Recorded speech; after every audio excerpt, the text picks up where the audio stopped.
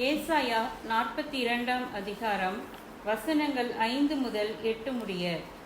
வானங்களை சிருஷ்டித்து அவைகளை விரித்து பூமியையும் அதில் உற்பத்தி ஆகிறவைகளையும் பரப்பினவரும் அதில் இருக்கிற ஜனத்துக்கு சுவாசத்தையும் அதில் நடமாடுகிறவர்களுக்கு ஆவியையும் கொடுக்கிறவருமான கர்த்தராகிய தேவன் சொல்லுகிறதாவது: நீர் குருடருடைய கண்களை திறக்கவும் கட்டுண்டவர்களை காவலில் இருந்தும் இருளில் இருக்கிறவர்களை சிறைச்சாலையில் இருந்தும் விடுவிக்கவும் கர்த்தராகிய நான் நீதியின்படி உம்மை அழைத்து உம்முடைய கையை பிடித்து உம்மை தற்காத்து உம்மை ஜனத்திற்கு உடன்படிக்கையாகவும் ஜாதிகளுக்கு ஒளியாகவும் வைக்கிறேன். நான் கர்த்தர், இது என் நாமம். என் மகிமையை வேறொருவனுக்கும் என் துதியை விக்கிரகங்களுக்கும் கொடேன். நாம் இந்த உலகத்திலே வாழும் பொழுது கடவுளை மகிமைப்படுத்தும் மக்களாக வாழ வேண்டுமென்று நம்மை சிருஷ்டித்த உருவாக்கிய அன்பின் ஆண்டவர் பரிசுத்த கடவுள் விரும்புகிறார். தேவனை மகிமைப்படுத்துதல் இது ஒரு அற்புதமான ஒரு பணியாகும். இந்த உலகத்திலே வாழும் ஒவ்வொரு மனிதனும் இந்த உலகத்தில் வாழ தேவையான ஒரே ஒரு முக்கியமான காரணம் என்னவென்றால் தேவனை மகிமைப்படுத்துவது ஆகும். தேவன் எல்லாவற்றிற்கும் மேலானவர், எல்லாவற்றையும் சிருஷ்டித்தவர், எல்லாவற்றையும் ஆளுகை செய்பவர், எல்லாவற்றையும் ஆசீர்வதித்து ஆண்டு வழிநடத்துபவர். அவருடைய சித்தத்தை அவர்தாமே இந்த உலகத்திலே நிறைவேற்றத்தக்கதாக வல்லமையாய் செயல்படுபவர். அவருடைய மகத்துவமான மேலான அற்புத கிரியைகளை கண்டு நாம் அவரை மகிமைப்படுத்த வேண்டும். Glorifying God. மகிமைப்படுத்துதல் என்பதற்கான தமிழ் பதங்கள் புகழ்ச்சி என்று கூறப்படுகிறது. புகழுதல் அல்லது அவரை குறித்து நாம் பெருமை பாராட்டுதல் அல்லது அவரை கௌரவமாய் நாம் அவரை நேசித்து அவரை உயர்த்தி காட்டுதல் மகிமைப்படுத்துதல். ஆம், ஏசாயா 42 அதிகாரம் 8 வசனம் இன்று நாம் வாசிக்க கேட்டது போல, நான் கர்த்தர், இது என் நாமம், என் மகிமையை வேறொருவனுக்கும் என் துதியை விக்கிரங்களுக்கும் கொடேன் என்று வேத வசனம் கூறுகிறது. எரேமியா தீர்க்கன் 13 அதிகாரம் 16 வசனத்திலே கூறும் பொழுது, அவர் அந்தகாரத்தை வர பண்ணுகிறதற்கு முன்னும் இருண்ட மலைகளில் உங்கள் கால்கள் இடறுவதற்கு முன்னும் அவர் அதை அந்தகாரமும் காரிருளுமாக மாற பண்ணுவதற்கு முன்னும் உங்கள் தேவனாகிய கர்த்தருக்கு மகிமையை செலுத்துங்கள் என்று கூறுகிறான். ஆபகூக் 2 அதிகாரம் 14 வசனத்திலே அந்த அருமையான தீர்க்கன் கூறுகிறான், இந்த உலகம் எதினால் நிறைந்திருக்க வேண்டும் என்று. சமுத்திரம் ஜலத்தினால் நிறைந்திருக்கிறது போல பூமி கர்த்தருடைய மகிமையை அறிகிற அறிவினால் நிறைந்திருக்கும் என்று கூறுகிறான். சங்கீதக்காரன் 24 சங்கீதத்திலே பாடும் பொழுது, வாசல்களே உங்கள் தலைகளை உயர்த்துங்கள், அநாதி கதவுகளே உயருங்கள், மகிமையின் ராஜா உட்பிரவேசிப்பார். ஆம், நம்முடைய தேவன், நம்முடைய அன்பின் கர்த்தர் ஆண்டவர், அவர் மகிமையுள்ள தேவனாக இருக்கிறார். ஆம், இதிலே நாம் அவரை மகிமைப்படுத்துதலை குறித்து நாம் தெரிந்து கொள்ள வேண்டிய சில சத்தியங்கள் உண்டு. முதலாவதாக, ஆண்டவராகிய இயேசு கிறிஸ்து பிதாவின் ஒரே குமாரனாக வந்தவர் மகிமைக்கு பாத்திரராயிருக்கிறார். பிதாவுக்கு ஏற்ற மகிமையை ஆண்டவராகிய இயேசு கிறிஸ்து பெற்றவராக இருக்கிறார்.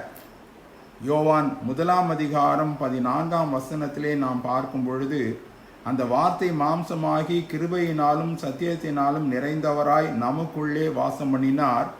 அவருடைய மகிமையை கண்டோம். அது பிதாவுக்கு ஒரே பேரானவருடைய மகிமைக்கு ஏற்ற மகிமையாகவே இருந்தது. பிதாவானவர் தாமே தம்முடைய குமாரனை இந்த உலகத்தில் அனுப்பின பொழுது தமது மகிமையை அவருக்கு அளித்தார். எல்லா துதிக்கும் மகிமைக்கும் பாத்திரர் பிதாவாகிய தேவனும் குமாரனாகிய இயேசு கிறிஸ்துவுமே.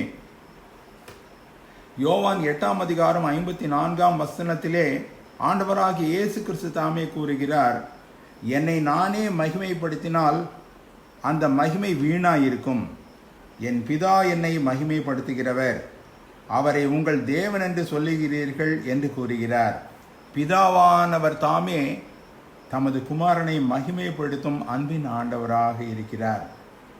யோவான் 12ஆம் அதிகாரத்திலே நாம் பார்ப்போமானால் அந்த குருத்தோலை பவனியின் முடிவிலே கிரேக்கர்கள் பிலிப்பு அந்திரேயாவின் மூலமாக இயேசுவை காண வேண்டும் என்றார்கள்.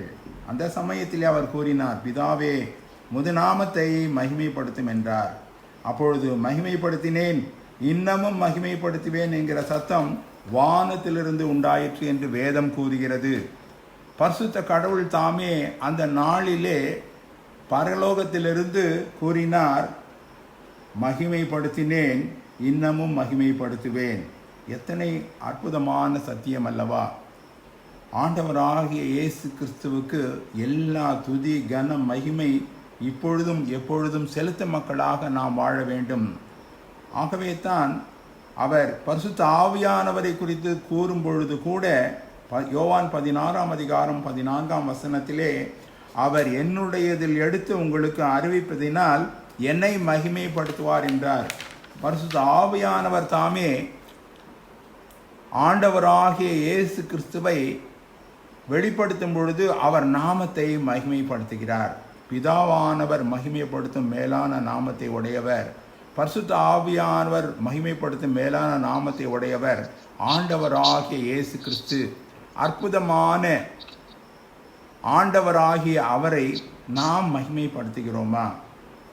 இரண்டாவதாக, அந்த நாட்களிலே ஆண்டவர் வாழ்ந்த நாட்களிலே யார் எந்த வகையான மக்கள் ஆண்டவரை மகிமைப்படுத்தினார்கள்? வேதத்திலே நாம் பார்ப்போமானால் லூக்கா 5ஆம் அதிகாரம் 25ஆம் வசனத்திலே திமிர்வாதக்காரன் சொஸ்தமாக்கப்பட்டான். அதிலே விதமாக கூறுகிறது வசனம், உடனே அவன் அவர்களுக்கு முன்பாக எழுந்து தன் படுக்கையை எடுத்துக்கொண்டு தேவனை மகிமைப்படுத்த தன் வீட்டுக்கு போனான் என்று கூறுகிறது. ஆண்டவராகிய இயேசு கிறிஸ்து தாமே அநேக அற்புதங்கள் அடையாளங்களை செய்த பொழுது அவ்விதமான நன்மையான இவுகளை பெற்றவர்களும் அதை கண்டவர்களும் தேவனை மகிமைப்படுத்தினார்கள். ஆம், எத்தனை அற்புதமான ஒரு சத்தியமான வாழ்வல்லவா! லூக்கா 18ஆம் அதிகாரம் 43 ஒரு குருடன் சுகமாக்கப்பட்டான். அவனை குறித்து கூறப்படுவது, உடனே அவன் பார்வை அடைந்து தேவனை மகிமைப்படுத்தி கொண்டே அவருக்கு பெண் சென்றான். ஆம், ஜனங்கள் எல்லாரும் அதை கண்டு தேவனை புகழ்ந்தார்கள் என்று வேதம் கூறுகிறது. எல்லா புகழும் மகிமையும் அவருக்கே நாம் செலுத்தும் மக்களாக வாழத்தக்கதாக அந்த நாளிலே அற்புதமான நன்மையானவைகளை பெற்ற மக்கள் செயல்பட்டார்கள். கூனியான ஸ்திரியை குறித்து நாம் அறிவோம். 18 வருடமாக குன்றி போன குனிந்த நிலையிலே வாழ்ந்த அந்த கூனியான ஸ்திரி லூக்கா 13:13 கூறப்படுகிறது, அவள் மீது தமது கைகளை வைத்தார், உடனே அவள் நிமிர்ந்து தேவனை மகிமைப்படுத்தினாள். எத்தனை அற்புதமான ஒரு வார்த்தைகள் அல்லவா! சமாரிய குஷ்டரோகி 10 குஷ்டரோகிகளை குறித்த ஒரு சம்பவத்தை நாம் அறிவோம். அதிலே அந்த அந்நியனான சமாரிய குஷ்டரோகி என்ன செய்தான்? லூக்கா 17:15 அவர்களில் ஒருவன் தான் ஆரோக்கியமானதை கண்டு திரும்பி வந்து உரத்த சத்தத்தோடு தேவனை மகிமைப்படுத்தி அவருடைய பாதத்தருகே முகங்குப்புற விழுந்து அவருக்கு ஸ்தோத்திரம் செலுத்தினான். அவன் சமாரியனாய் இருந்தான் என்று வேதம் கூறுகிறது. ஆம், நம்முடைய வாழ்விலும் கூட ஒவ்வொரு நாளும் நன்மையை பெறும் மக்களாக நாம் ஒவ்வொரு நாளும் அவர் கரத்திலிருந்து ஈவுகளை அன்பாய் பெறும் மக்களாகிய நாம் ஆசீர்வதிக்கப்பட்ட நிலையிலே வழிநடத்தப்படும் வாழ்விலே வளர்ந்தேறும் மக்களாகிய நாம் அவரை ஒவ்வொரு நொடி பொழுதும் அந்த க்ஷணத்திலே, அந்த நேரத்திலே, அந்த மணி துளியிலே ஆண்டவரை மகிமைப்படுத்தும் மக்களாக இந்த உலகத்திலே நாம் வாழ்ந்து கொண்டிருக்கின்றோமா? மூன்றாவதாக, தேவனை நாம் எப்படி மகிமைப்படுத்துவது? வேதாகமம் என்ன கூறுகிறது? நாம் நம்முடைய கடவுளை, நம்மை சிருஷ்டித்த ஆண்டவராகிய பரிசுத்த பிதாவை, ஆண்டவராகிய இயேசு கிறிஸ்துவை நாம் எப்படி மகிமைப்படுத்த வேண்டும்? நம்முடைய சரீரம் ஆவியின் மூலமாக மகிமைப்படுத்த வேண்டும் என்று வேதம் கூறுகிறது. 1 கொரிந்தியர் 6:20 கிரயத்துக்கு கொல்லப்பட்டீர்கள், ஆகையால் தேவனுக்கு உடையவைகளாகிய உங்கள் சரீரத்தினாலும் ஆவியினாலும் தேவனை மகிமைப்படுத்துங்கள். இந்த சரீரமோ ஆவியோ நமக்குரியது அல்ல, நாம் இதை ஆண்டவருக்கு சொந்தமாக்கி போட்டோம். அவர் அதை வாங்கி கொண்டார், தம்முடைய இரத்தத்தினாலே கிரயத்துக்கு வாங்கி கொண்டார். ஆகவே நம்முடைய சரீரமோ நம்முடைய ஆவியோ நமக்கு சொந்தமானதல்ல. நாம் யாரை மாத்திரம் மகிமைப்படுத்த வேண்டும் என்று வேதம் கூறுகிறது? தேவனை மாத்திரமே மகிமைப்படுத்த வேண்டும். நாம் அன்றாடம் செய்யும் பணிகள் வேலைகளில் கூட நாம் ஆண்டவரை மகிமைப்படுத்த வேண்டும். புசித்தாலும் குடித்தாலும் கூட நாம் அதை குறித்து ஆண்டவருக்கு மகிமை செலுத்த வேண்டும் என்று வேதம் கூறுகிறது. 1 கொரிந்தியர் 10:31 இவ்விதமாக கூறுகிறது, ஆகையால் நீங்கள் புசித்தாலும் குடித்தாலும் எதை செய்தாலும் எல்லாவற்றையும் தேவனுடைய மகிமைக்கென்று செய்யுங்கள். நாம் உண்ணும் பொழுதும் நாம் தண்ணீர் குடிக்கும் பொழுதும் கூட தேவனை மகிமைப்படுத்த வேண்டுமாம். சிந்திக்க அழைக்கப்படுகிறோம். எத்தனை கிருபையாய் நமக்கு அருள் செய்திருக்கிறார். ஒவ்வொரு நாளும் எத்தனை அன்பாய் போஷிக்கிறார். நாம் எங்கு இருந்தாலும் சரி, நம்மை ஆச்சரியமாய் அற்புதமாய் நம்முடைய பசியை தீர்க்கும் ஆண்டவராக, தாகம் தீர்க்கும் ஆண்டவராக இருப்பவரை நாம் மகிமைப்படுத்தி கொண்டிருக்கிறோமா? நம்முடைய வாழ்விலே நாம் இவ்விதமாக ஆண்டவருடைய பிள்ளைகளாக ஜீவிக்கும் பொழுது கனி கொடுக்கும் மக்களாக இருக்க வேண்டும். ஆம், ஆவியின் கனி கொடுக்கும் மக்களாக இந்த உலகத்திலே வாழ வேண்டும். அன்பின் கனிகளை பகிர்ந்தளிக்கும் மக்களாக இந்த உலகத்திலே வாழ வேண்டும். யோவான் 15:8 இவ்விதமாக கூறுகிறது, நீங்கள் மிகுந்த கனிகளை கொடுப்பதினால் என் பிதா மகிமைப்படுவார், எனக்கும் சீஷராய் இருப்பீர்கள். நம்முடைய மகிமைப்படுத்தும் பணி கனிகளை கொடுப்பதில் இருக்கிறது. நம்முடைய வாழ்விலே வாயின் வார்த்தைகள் அல்ல, செயல்பாட்டின் மூலமாக, அன்பின் கிரியைகளின் மூலமாக நாம் கனி கொடுக்கும் மக்களாக காணப்பட வேண்டும். நற்கிரியைகளை நாம் செய்யும் மக்களாக இந்த உலகத்திலே உழைக்க பிழைக்க வேண்டும். நமக்கென்று அல்ல, அல்லது நம்மை சார்ந்த மக்களுக்கு என்று அல்ல, அறிந்தவர்களுக்கு தெரிந்தவர்களுக்கு என்று அல்ல, இதற்கும் அப்பாற்பட்ட நிலையிலே நற்கிரியைகளை செய்யும் மக்களாக நாம் காணப்படும் பொழுது ஆண்டவருடைய நாமம் மகிமைப்படுகிறது. ஆண்டவரை மகிமைப்படுத்தும் மக்களாக வாழ்கிறோம். மத்தேயு 5:16 இவ்விதமாக கூறுகிறது, இவ்விதமாய் மனுஷர் உங்கள் நற்கிரைகளை கண்டு பரலோகத்தில் இருக்கிற உங்கள் பிதாவை மகிமைப்படுத்தும்படி உங்கள் வெளிச்சம் அவர்களுக்கு முன்பாக பிரகாசிக்க கடவுது. எப்பொழுது இந்த உலகத்தின் மக்கள் கடவுளுக்கு மகிமை செலுத்தும் மக்களாக மாற்றப்படுகிறார்கள் என்றால் நம்முடைய நற்கிரியைகளின் மூலமாக. அது மாத்திரமல்ல, நாம் ஒருவரையொருவர் ஏற்றுக்கொள்ளும் பொழுது, நாம் சகோதரராக அவர்கள் யாராய் இருந்தாலும் சரி, ஆண்டவருக்குள்ளான பிள்ளைகளாய் இருப்பார்களானால், எதையும் விசாரியாமல், எதை குறித்தும் கவலைப்படாமல், எந்த நிலையை குறித்தும் அஞ்சாமல், அல்லது உலகத்தை கண்டோ உறவினர்களை கண்டோ அல்லது நம்மை சூழ இருக்கும் மக்களை கண்டோ நாம் வெட்கப்படாமல் ஒருவரையொருவர் ஏற்றுக்கொள்ளும் மக்களாக இருக்கும் பொழுது தேவனை மகிமைப்படுத்துகிறோம். ரோமர் 15:7 இவ்விதமாக கூறுகிறது, ஆதலால் தேவனுக்கு மகிமை உண்டாக கிறிஸ்து நம்மை ஏற்றுக்கொண்டது போல நீங்களும் ஒருவரையொருவர் ஏற்றுக்கொள்ளுங்கள்.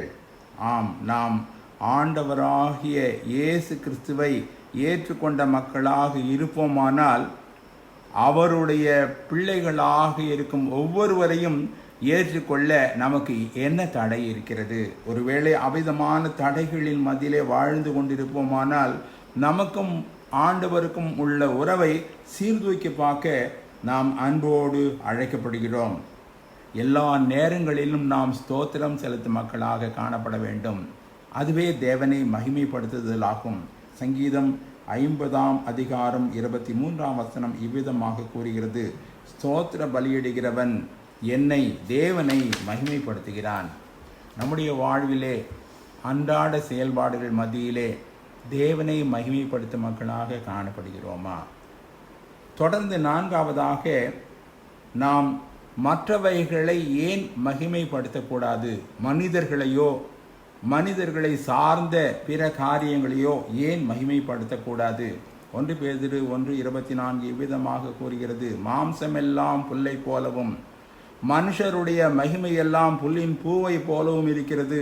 புல் உலர்ந்தது, அதன் பூவும் உதிர்ந்தது, கர்த்தருடைய வசனமோ என்றென்றைக்கும் நிலைத்திருக்கும் என்று வேதம் கூறுகிறது. மனுஷனுடைய மகிமை புல்லின் பூவை போல் இருக்கிறது. அநேக தருணங்களிலே நாம் செய்யும் மிகப்பெரிய தவறு என்னவென்றால், மனிதர்களை அல்லது அவர்கள் கடவுளுடைய மனிதர்கள் என்ற போர்வையிலோ உண்மையிலோ இருந்தாலும் கூட அவர்களை மகிமைப்படுத்தும் மக்களாக காணப்படுவோமானால் நாம் பாவம் செய்யும் மக்களாக காணப்படுகிறோம். அது உண்மையாலுமே பாவம்தான். ஆண்டவருக்கு மாத்திரம் மகிமையை செலுத்தும் மக்களாக நாம் வாழும் பொழுது மாத்திரமே எவருக்கும் அல்லது எவனுக்கும் அஞ்சாமல் ஆண்டவருக்கு மாத்திரம் நாம் மகிமையை செலுத்தும் பொழுது அவருடைய பிள்ளைகளாக நாம் காணப்படுகிறோம். வேதத்திலே நாம் பார்ப்போமானால் இவ்விதமாக தன்னைத்தானே மகிமைப்படுத்திய மக்களுக்கு என்ன நேரிட்டது? தானியேல் 4ஆம் அதிகாரம் 30ஆம் வசனத்திலே நேபுகாத் நேச்சாரை குறித்த காரியம் கூறப்பட்டுள்ளது. அவனுக்கு முன்னதாகவே சொல்லப்பட்டது. ஆனால் அவன் என்ன செய்தான்? இது என் வல்லமையின் பராக்கிரமத்தினால் என் மகிமைக்கென்று ராஜ்யத்துக்கு அரமனையாக நான் கட்டின மகா பாபிலோன் அல்லவா என்று சொன்னான். சொன்னபோதே வானத்திலிருந்து ஒரு சத்தம் உண்டாகி தள்ளப்பட்டான். மிருகங்களோடே சஞ்சரிக்க ஆரம்பித்தான். மாட்டை போல புல்லை மேய்ந்தான். மனிதன் தன்னை உயர்த்தலாமா? பெருமைக்காக நாம் எப்பொழுதும் மனிதர்களை சாரக்கூடாது. பெருமைக்காக சொல்லுகிறேன் என்பதெல்லாம் வீண். ஆண்டவராகிய பரிசுத்த கடவுளை நாம் மகிமைப்படுத்தும் மக்களாக எப்பொழுதும் ஜீவிக்க வேண்டும். தொடர்ந்து அவன் வழி வந்த பெல்ஷாசாரை குறித்து நாம் அறிவோம். தானியேல் 4ஆம் அதிகாரம் 23ஆம் வசனத்திலே என்ன நடந்தது? மேனே மேனே தெக்கேல் உபார்சின் என்று அவனுக்கு கூறப்பட்டது. நீ தராசிலே நிறுக்கப்பட்டு குறைவாக காணப்பட்டாய். தேவன் உன் ராஜ்யத்தை மட்டிட்டு அதற்கு முடிவு உண்டாக்கினார். உன் ராஜ்யம் பிரிக்கப்பட்டு மேதியர் பேர்சியருக்கு கொடுக்கப்படும் என்று கூறப்பட்டது. அவன் செய்தது என்ன? அவன் பரலோக தேவனுக்கு விரோதமாக தன்னை உயர்த்தினான். ஆம், தன்னை தேவனை மகிமைப்படுத்தாமல் காணாமலும் கேளாமலும் உணராமலும் இருக்கிற பொன்னும் வெள்ளியுமான வெண்கலமும் இரும்புமான மரமும் கல்லுமான தேவர்களை புகழ்ந்தான். கையறுப்பு அவரால் அனுப்பப்பட்டது. மேனே மேனே தெக்கேல் உபார்சின். மனிதர்களை அல்லது தன்னைத்தானே மகிமைப்படுத்தும் பொழுது, ஆண்டவரை தவிர மற்றவர்களை மகிமைப்படுத்தும் பொழுது அவன் அந்த நாளிலேயே அவன் இறந்து போனான். ஏரோது ராஜாவை குறித்து நாம் அறிவோம். அப்போஸ்தலர் 12ஆம் அதிகாரம் 23ஆம் வசனத்திலே இந்த சம்பவம் கூறப்பட்டுள்ளது. அந்த வசனத்தை மாத்திரம் வாசிக்கிறேன். அவன் தேவனுக்கு மகிமை செலுத்தாதபடியினால் உடனே கர்த்தருடைய தூதன் அவனை அடித்தான். அவன் புழுத்து இறந்தான். பரிசுத்த கடவுள் அன்பான கடவுள்.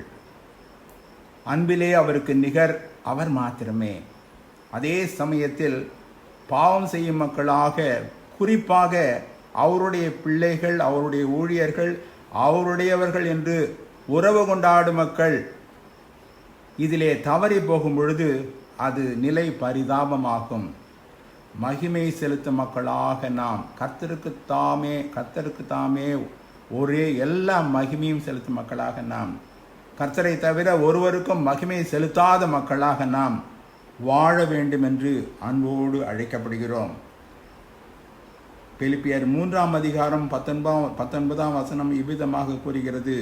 அதிலே இந்த சுவிசேஷத்தை கேட்டு வேறு விதமாய் நடக்கிற ஒரு சில ஜனங்கள் இந்த உலகத்திலே உண்டாக்கப்பட்டார்கள், உண்டாகி போனார்கள். அவர்களுடைய முடிவு அழிவு, அவர்களுடைய தேவன் வயிறு, அவர்களுடைய மகிமை அவருடைய லட்சியை என்று வேதம் கூறுகிறது. ஆம், உலகத்திலே நாம் வாழும் பொழுது எப்பொழுதும் எல்லா காலங்களிலும் எல்லா நேரங்களிலும் எல்லா இடங்களிலும் எந்த சூழ்நிலையிலும் எந்த மனிதனுக்கும் பயப்படாமல், அவன் எந்த நிலையில் இருந்தாலும் சரி எவனுக்கும் பயப்படாமல் கர்த்தரை மகிமைப்படுத்தும் மக்களாக வாழும் பொழுது கர்த்தர் தாமே நம்மை பார்க்கிறார். சங்கீதக்காரன் விதமாக கூறுகிறான், எங்களுக்கு அல்ல கர்த்தாவே, எங்களுக்கு அல்ல கர்த்தாவே, உமது கிருபையின் நிமித்தமும் உமது சத்தியத்தின் நிமித்தமும் உமது நாமத்திற்கே மகிமை வரப்பண்ணும் என்று கூறுகிறான். மறுபிறப்படைந்த மக்களாக நாம் காணப்படுவோமானால் அளவற்ற அன்பு கொண்ட ஆண்டவர் நம்மை மாற்றி அவரை மாத்திரம் மகிமைப்படுத்தும் பணியிலே நம்மை ஈடுபடுத்துகிறார். ஆனால் இதிலே நாம் குறைவுபட்ட மக்களாக காணப்பட்டு இந்த உலகத்திலே வாழ்வோமானால் இந்த நாளிலே நாம் ஆண்டவரை மகிமைப்படுத்தி வாழத்தக்கதாக மறுபிறப்படைய அன்போடு அழைக்கப்படுகிறோம். மறுரூபப்பட வேண்டும். அவரை துதிக்க துதிக்க, அவரை தோத்தரிக்க ஸ்தோத்தரிக்க, அவரை மகிமைப்படுத்த நாம் மறுரூபப்படுகிறோம். 2 கொரிந்தியர் 3:18 இவ்விதமாக கூறுகிறது. நாம் எல்லாரும் திறந்த முகமாய் கர்த்தருடைய மகிமையை கண்ணாடியிலே காண்கிறது போல கண்டு ஆவியாயிருக்கிற கர்த்தரால் மகிமையின் மேல் மகிமை அடைந்து மறுரூபப்படுகிறோம். ஆமேன் என்று கூறுகிறார். எத்தனை அற்புதமான ஒரு வாக்குத்தத்தம்! கர்த்தராகிய தேவனை நாம் மகிமைப்படுத்தும் பொழுது அவர் தம்மை நம்மில் வெளிப்படுத்தத்தக்கதாக அவர் மகிமையை நம்மூடாக இந்த உலகத்திற்கு வெளிப்படுத்தத்தக்கதாக மகிமையின் மேல் மகிமை அடைய கிருபை செய்கிறார். இது ஒரு வாழ்நாள் திட்டம், ஒரு நாளில் நடைபெறுவது அல்ல. ஒரு வாழ்நாள் முழுவதும் இதற்கு தேவை. ஒவ்வொரு நாளும் நாம் கடவுளை துதித்து, ஆண்டவரை துதித்து, ஆண்டவராகிய இயேசு கிறிஸ்துவை துதித்து ஸ்தோத்தரித்து அவருக்கு மகிமை செலுத்தும் பொழுது அதுவே பிரீதியாக இருக்கும். அதுவே ஆசீர்வாதமான ஒரு வாழ்வாகும். அதுவே ஒரு கிறிஸ்தவ வாழ்வாகும். அதுவே ஒரு மறுபிறப்படைந்த வாழ்வாகும். அதுவே ஒரு மறுரூபமாக்கப்படும் ஒரு வாழ்வாகும். நாம் இந்த நாளிலே ஒரு தீர்மானம் செய்வோம். எந்த காலங்களிலும் எந்த நேரங்களிலும் இனி ஆண்டவரே மனுஷனை துதிக்கவோ பெருமைப்படுத்தவோ அல்லது மகிமைப்படுத்தவோ மாட்டேன் என்ற ஒரு பிரதிக்கினை செய்வோம், உடன்படிக்கை செய்வோம். ஆண்டவரே, நாங்கள் புசித்தாலும் குடித்தாலும், நாங்கள் உறங்கினாலும் நடந்தாலும், நாங்கள் இந்த உலகத்திலே நற்கிரியைகளை நடப்பிக்கும் பொழுதும், அன்பின் ஆண்டவரே, நாங்கள் இந்த உலகத்திலே எங்கள் பணிகளை நிறைவேற்றும் பொழுதும், எல்லா நேரங்களிலும் முதற்கரத்திலிருந்து நன்மையானவைகளை பெற்றுக்கொள்ளும் போதும், அன்பின் ஆண்டவரே, அல்லது கடுமையான வாழ்நாள்களிலே நாங்கள் கடந்து வரும் பொழுதும், துன்பங்களிலே நாங்கள் உழலும் பொழுதும், தீமையான சூழ்நிலையிலே நாங்கள் பாதிக்கப்படும் பொழுதும், எல்லா நேரங்களிலும் உம்மை நாங்கள் மகிமைப்படுத்துவோம் என்று நாம் அவருக்கு அர்ப்பணிப்போமானால், அன்பின் ஆண்டவராகிய இயேசு கிறிஸ்து நம்மை பலப்படுத்த திடப்படுத்த ஏற்று இறங்கி ஆசீர்வதிக்க வல்லமுள்ள ஆண்டவராக இருக்கிறார். நமக்காக மரித்தவர், தம் உயிரையே கொடுத்தவர், இந்த நாளிலே உயிரோடு நம் மத்தியிலே நம்மோடு இருப்பவர் காத்திருக்கிறார். முழுமையான ஒரு அர்ப்பணிப்பு வேண்டுமென கிறிஸ்தவ மக்களை சார்ந்துதான் அவர் காத்திருக்கிறார். நம்மை சார்ந்துதான் அவர் காத்திருக்கிறார். நம்மை அர்ப்பணித்திருப்போமானால் கர்த்தருக்கே எல்லா துதி கன மகிமை உண்டாவதாக. ஒருவேளை இந்த நாளிலே நாம் மீண்டுமாக அர்ப்பணிக்க நாம் ஆயத்தப்படுவோமானால் கர்த்தருக்கே துதி செலுத்துவோம், ஸ்தோத்திரம் செய்வோம். எல்லா துதி கன மகிமை இப்பொழுதும் எப்பொழுதும் எல்லா நாட்களிலும் ஆண்டவராகிய இயேசு கிறிஸ்துவுக்கே. உங்கள் அன்பின் ஆண்டவரே, இரவு வேளையிலே எங்களை தாழ்த்துகிறோம் அப்பா. இந்த உலகத்திலே நாங்கள் வாழும் வாழ்வு ஒரு நிலையற்ற வாழ்வு ஆண்டவரே. இந்த வாழ்விலே கர்த்தாவே, நீர் எங்களோடு இருக்கிறீர். அதற்காக உம்மை துதிக்கிறோம், உம்மை ஸ்தோத்திரிக்கிறோம். உம்மை மகிமைப்படுத்தத்தக்கதாக ஒவ்வொரு நாளும் நாங்கள் உம்மை மகிமைப்படுத்தவங்களாக வாழத்தக்கதாக எங்கள் பணிகளிலே, எங்கள் ஊழியங்களிலே, எங்கள் எல்லா விதமான செயல்பாடுகளிலே கர்த்தாவே உம்மை மகிமைப்படுத்த மக்களாக வாழத்தக்கதாக எங்களுக்கு அருள் செய்யும். எங்கள் அன்பின் ஆண்டவர் இயேசு கிறிஸ்துவின் பாதமணிந்து மன்றாடுகிறோம், எங்கள் அன்பின் பரமபிதாவே. ஆமேன்.